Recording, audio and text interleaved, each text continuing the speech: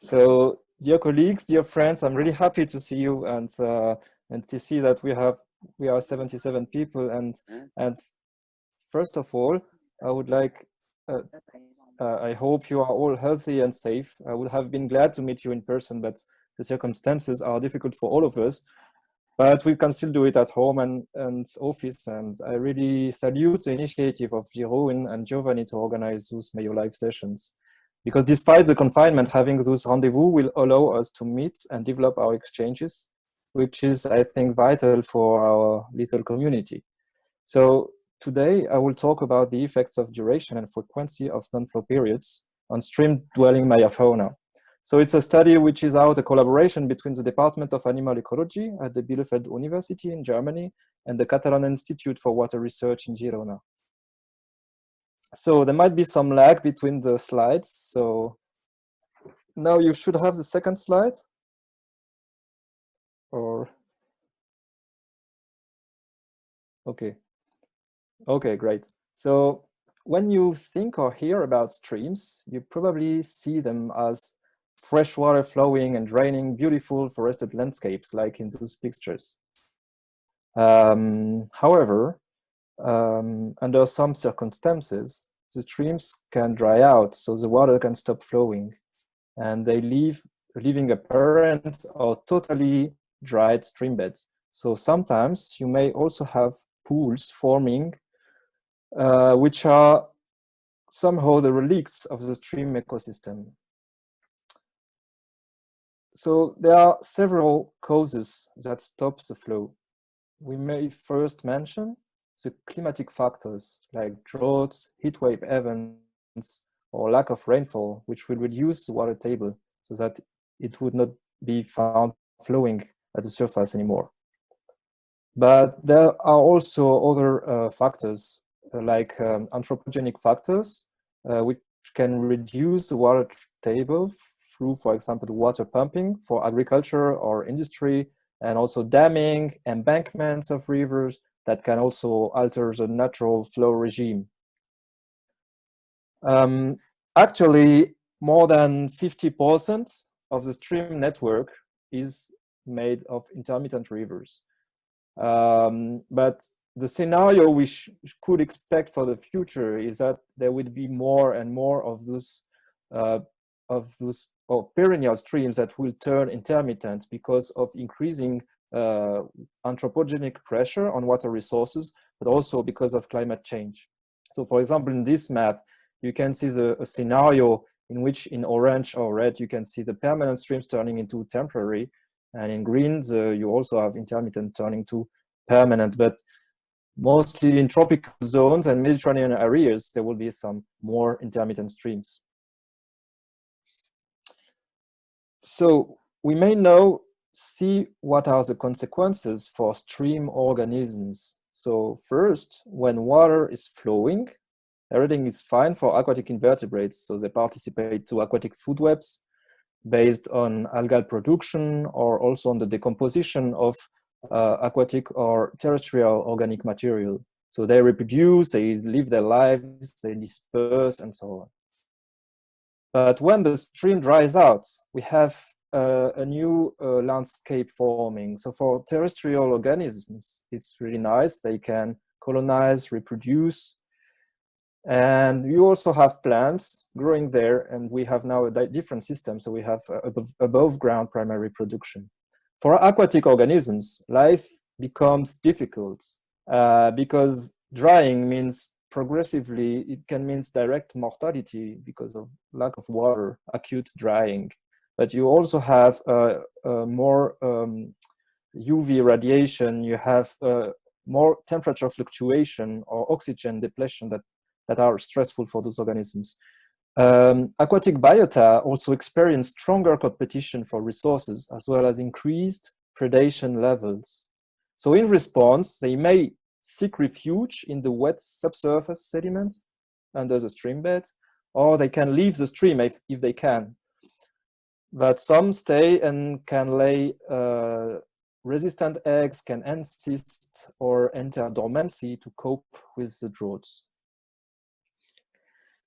So what interests us for the moment is what do we know about the meiofaunal responses to drying? And actually, we don't know that much. For meiofauna, there has been a few studies, for example, the one from Clinton 20 years ago. And in these studies, I measured the number of animals in interstitial water from a well in nearby Rocks Creek in Arizona, so a desert stream. And when the stream dries, you can still find animals for a few days at 30 or 50 centimeters below the stream bed. But after a month or so, you have no animals, and you can only find animals 1 meter below the stream bed. So, but still, you have a lot of copepods and insect larvae that are living in this refuge 1 meter below the stream. So, meiofauna can seek refuge in the wet subsurface. It is clear also that some meiofaunal organisms are extremophiles. They can withstand drying, extreme radiation, or temperature fluctuations. And you all know about the tardigrades, which are probably the toughest animals on Earth. They can enter cryptobiosis. So, for example, through the formation of cysts, like in Ipsibius or Dactylobiotus. And they can also enter toon, which is a desiccated form of the animal. And so this allows them to stay there and just wait that the condition becomes better. So there are many open questions concerning the ability of meiofauna to withstand dry phases in streams, but they may probably resist to those drying events fairly well. Another interesting question, because we don't know much about meiofauna in intermittent streams, but we don't know much about the importance of the temporal components of flow intermittency. So to make things short, a dry phase can be characterized by its duration. So in this example, we have 5 different dry phases. The first lasts 20 days, and you have a flow, resumes, then 10 days, flow resumes. It's just an example. But if you measure here, you have 60 dry days over this period. So a question we may ask is, what is the influence of those dry days on the density of meiofauna? Is it positively influencing the density or negatively or not? And for example, the same for diversity. Is the number of dry days affecting positively the diversity, negatively or not? And also the functional diversity as feeding traits, for example. So this is the duration as dry days. But then you can also just count the number of drying events. So here in this example, we have 5 different drying events, 1, 2, 3, 4, 5. Then we measure. So this is a frequency, and we can also see if there is a positive or negative correlation between the density of organisms and the frequency of drying in the streams, and also about the diversity, the feeding traits, and so on. Those are interesting study questions we don't know about.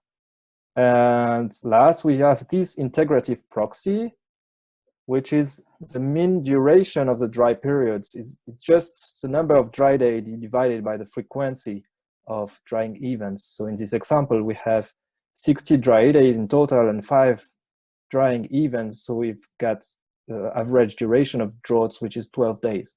And we can also study the responses of the faunal descriptors to those mean number of dry days. So there's a lot of questions. Another questions we may ask is, can we compare the different communities, so in permanently flowing streams versus intermittent streams? And we may know maybe what happens when the stream dries out. So in case of a drought, for example, if we look at nematodes, the nematode communities may be composed of the stream bed communities in blue, but also of the communities from the biofilm in the epigean habitats, which dries out and may also migrate to find a wet refuge. But you also have the soil species, which may immigrate and also join here as a party. So we may hypothesize a positive effect, actually, of on taxonomic and functional diversity of nematodes, for example, because in the streams that experience droughts, you have disturbance, and you may have those disturbance may prevent the competitive exclusion of some species. So you add diversity. And lastly, I would like to talk about this question: are meiofauna good indicators in intermittent streams? For example, in this recent review from Stubbington et al., we have here all the organisms which are commonly considered as indicators of environmental disturbance in intermittent streams.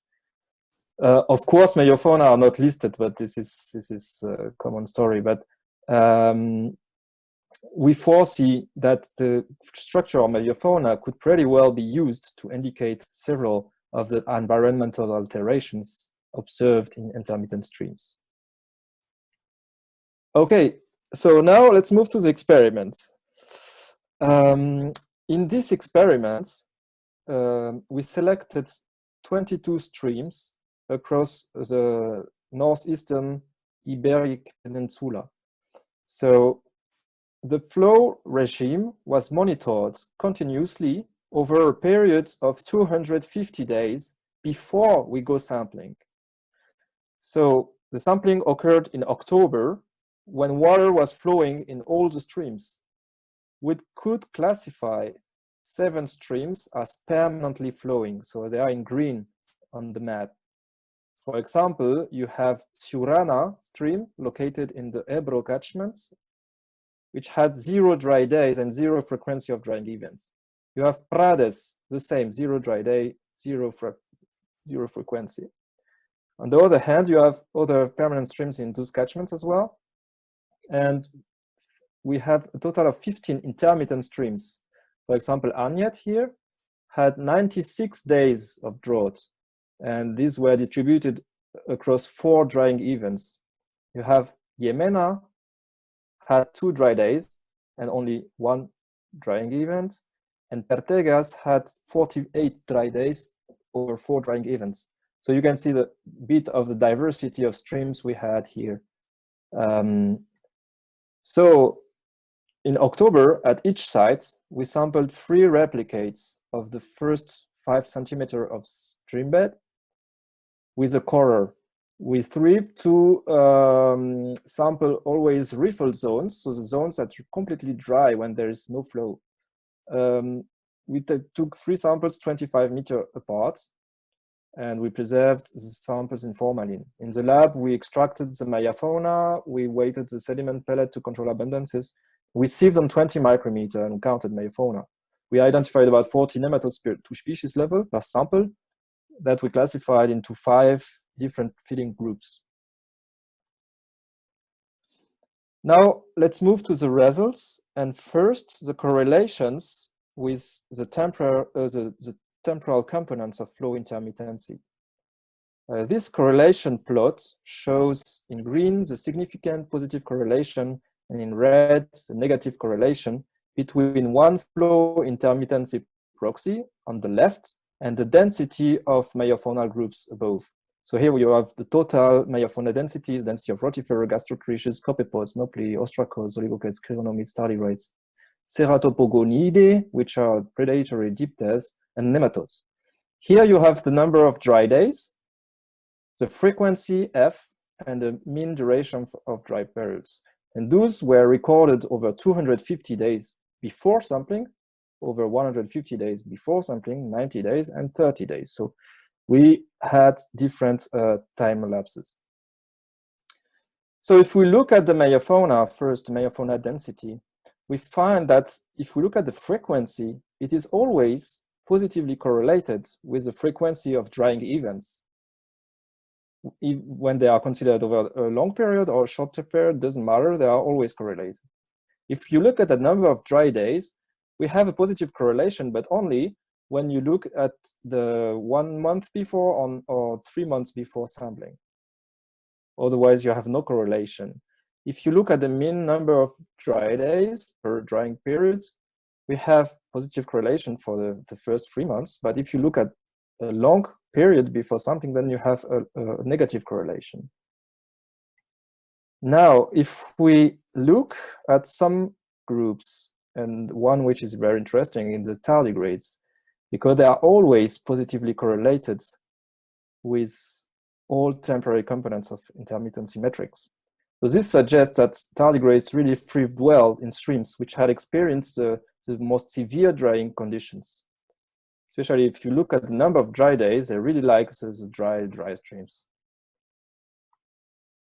Now, if we look at rotifers, which are an abundant component of meiofauna community in freshwater ecosystems, we've got for dry days a weak pattern here, positive but weak. And then for frequency, we have a positive response.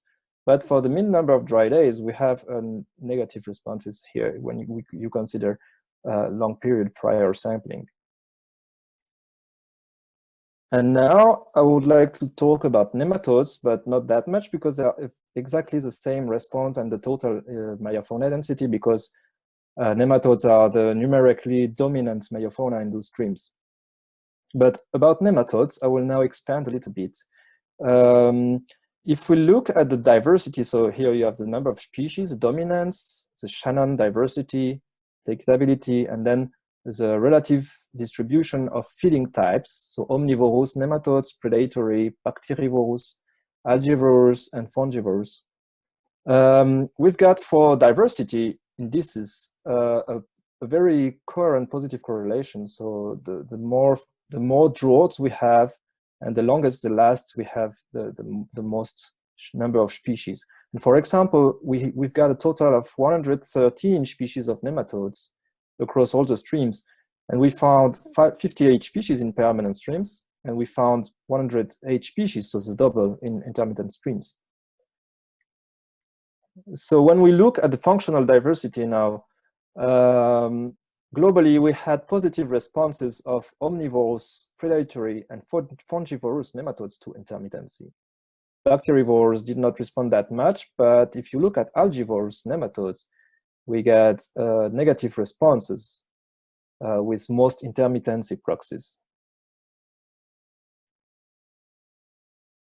So we further compared the structure of nematode communities between permanent streams and intermittent streams. So those are based on Bray-Curtis similarity.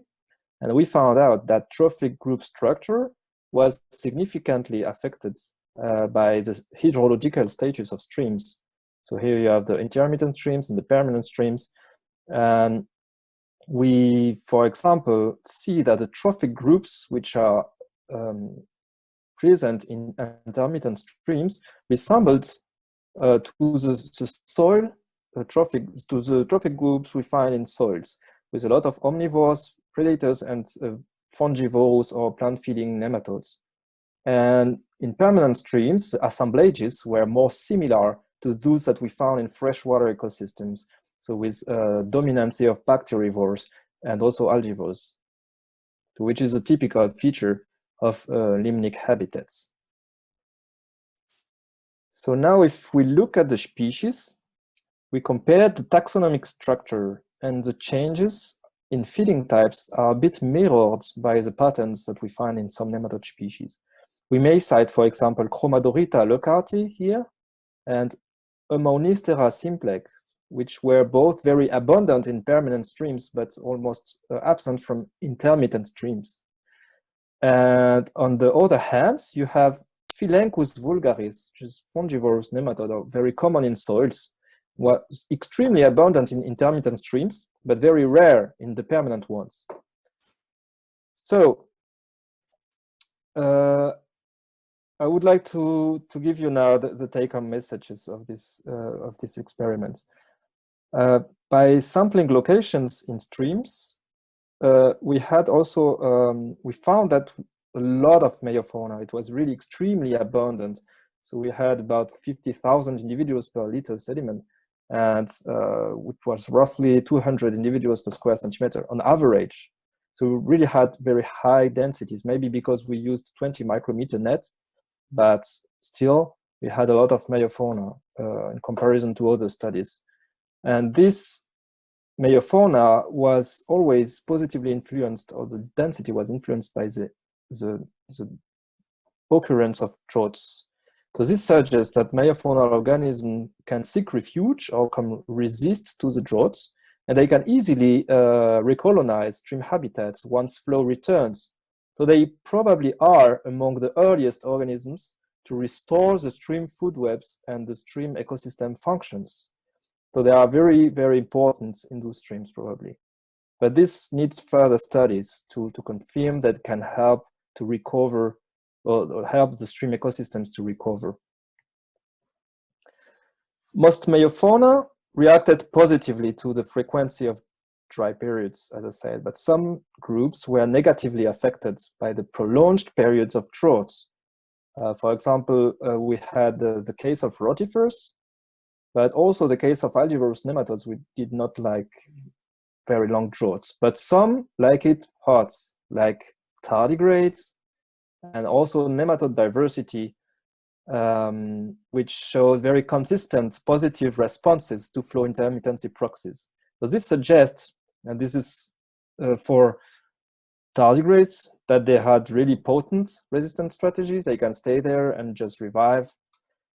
But for nematodes, this suggests that a soil population may have established because of the drought regime. And this also suggests that many stream species can agglutinate in the subsurface sediment while other epigean stream habitats dry out. And this frequency of alternance of flow and non-flow creates a disturbance that can reduce the competitive exclusion mechanism. So this instability creates more opportunities. Okay, so I think we also can talk about the trophic connection. We found out fungivorous species, and we've got something looking like soil feeding channels, which makes sense. So also to the last question, are meiofauna good indicators in intermittent streams? I would say that yes, there are, and more globally, meiofauna are excellent bioindicators, because no matter where one looks, one will always find meiofauna. Not to mention they are ubiquitous, easy to sample, easy and cheap to store, they are easy to work with, they have optimal qualities to detect disturbance in the habitats they occupy, they have an intimate association with sediments, a high turnover rates, conservative reproductive strategies, albenthic life cycle, tralala, and so on. You know the song. Let's hope this song be heard by stakeholders one day. Anyways, I would like to finish with a modest animation. Maybe we'll have a lag, but I will try to make it vivid despite the connection. So here you are.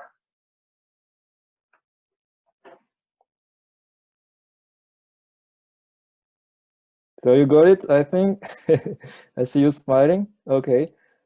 So I would like to thank you very much for your attention, and to thank all the people that helped, the founders, and also Giovanni and Jeroen that created this nice channel. And in the difficult times we all face, I would like also to express all our thanks and support to our colleagues, health and social care specialists. Thank you very much.